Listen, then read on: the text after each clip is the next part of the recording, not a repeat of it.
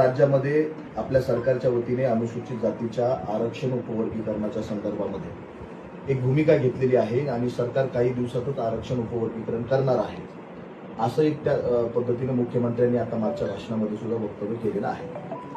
याच्यामध्ये महत्त्वाचा मुद्दा असा आहे की महाराष्ट्रामध्ये जवळपास 29 राखीव जागेचे आमदार आहेत जे अनुसूचित जातीच्या राखीव मतदारसंघातून निवडून येतात। माझं असं म्हणणं आहे की या अनुसूचित जातीच्या समाजाच्या संदर्भामध्ये इतकं भयानक मोठं षडयंत्र होत असताना जरी सरकार असं म्हणत असेल की हे न्यायालयाने निर्णय दिलेला आहे, परंतु न्यायालयानं हा निर्णय कुठल्याही सरकारवर बंधनकारक केलेला नाही, राज्य सरकारवर तो निर्णय बंधनकारक केलेला नाही।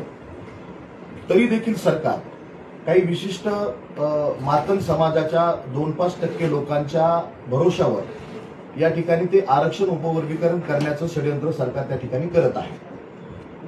आमचं असं म्हणणं आहे की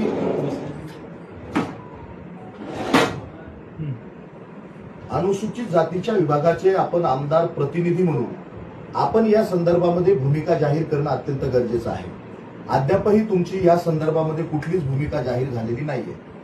महाराष्ट्रामध्ये जवळपास 2011च्या जनगणनेनुसार 1.3 चर्मकार समाजाचे लोक आहेत, म्हणजे जवळपास 1.5% चर्मकार समाजाचे लोक आहेत। या लोकांना उद्या जर लोकसंख्येच्या आधारावर जर आरक्षणाची मांडणी करायची झाली तर चर्मकार समाजाला केवळ त्या ठिकाणी 1.3% म्हणजे जवळपास 1.5% आरक्षण मिळेल असं आपण गृहीत धरू। जो चर्मकार समाज, जो बौद्ध समाज, जो ढोर आणि मातंग समाज 13% आरक्षणामध्ये खेळू शकत होता, त्या ठिकाणी उपवर्गीकरणाच्या माध्यमातून वेगवेगळ्या समाजाची चूल मांडल्यामुळं प्रत्येक लोकांना त्या ठिकाणी एक मर्यादा निर्माण होणार आहे। म्हणून आमचं असं म्हणणं आहे की नेमकं तुमची अनुसूचित जातीचे आमचे प्रतिनिधी म्हणून तुमची काय भूमिका आहे। उद्या भविष्यामध्ये हे आरक्षण उपवर्गीकरण जर झालं तर आम्ही बौद्धांच्या वतीनं या महाराष्ट्रामध्ये राजकीय आरक्षणामध्ये सुद्धा उपवर्गीकरण करावं अशा पद्धतीची आम्ही मागणी करणार आहोत आणि या संदर्भात आम्ही कोर्टात देखील जाणार आहोत। खऱ्या अर्थानं आता लोकसंख्येनुसार 29 आमदारापैकी कमीत कमी 17 ते 18 आमदार हे बौद्ध समाजाचे असावेत, परंतु तसं नाहीये। 9 ते 10 आमदार हे महाराष्ट्रामध्ये बौद्ध समाजाचे आहेत। ज्यावेळेस आम्ही राजकीय आरक्षणामध्ये उपवर्गीकरणाची मागणी करू तर त्यावेळेस साहजिकच लोकसंख्येच्या आधारावर हा बदनापूर विधानसभा मतदारसंघ जो आहे हा देखील बौद्धांनाच मिळेल। म्हणून आमचं असं म्हणणं आहे की यामध्ये तुमचं देखील फार मोठं नुकसान आहे। उद्या भविष्यात राजकीय आरक्षणाची मागणी जर लोकांनी लावून धरली तर त्याचं सगळ्याच समाजाला नुकसान होईल।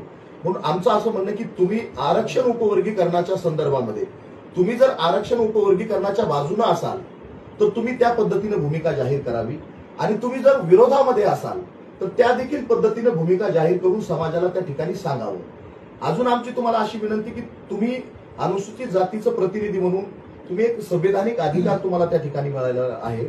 आपण अनुसूचित जातीच्या लोकांची बाजूने भूमिका घेऊन त्यांचं आरक्षण उद्ध्वस्त होण्यापासून, त्यांच्या नोकऱ्या उद्ध्वस्त होण्यापासून, त्यांचे कुटुंब उद्ध्वस्त होण्यापासून आणि भविष्यात जो आरक्षणाचा परस्पर विरोध जो लढा निर्माण होणार आहे या राज्यामध्ये तो निर्माण होऊ नये यासाठी आपण मुख्यमंत्र्यांना विधानसभेमध्ये भांडावं, त्यांना बोलावं की मुख्यमंत्री साहेब या संदर्भामध्ये आरक्षण उपवर्गीकरणाच्या संदर्भामध्ये महाराष्ट्रातल्या सगळ्या आमदारांच्या घरावर आझाद समाज पार्टी किंवा समाजाच्या वतीने मोर्चे निघत आहेत। आमदार विधानसभेत भूमिका मांडत नसल्यामुळे आमच्यासारख्या सामाजिक नेत्यांना आमदारांच्या घरावर त्यांचे तोंड उघडण्यासाठी मोर्चे काढावे लागते।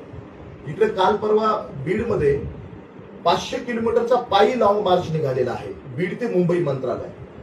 मग मला सांगा, जर तुम्ही आमचे खरे प्रतिनिधी आहात, तुम्ही जर आमची बाजू मांडत नसाल तिथं तर मग त्याचा काय उपयोग आहे।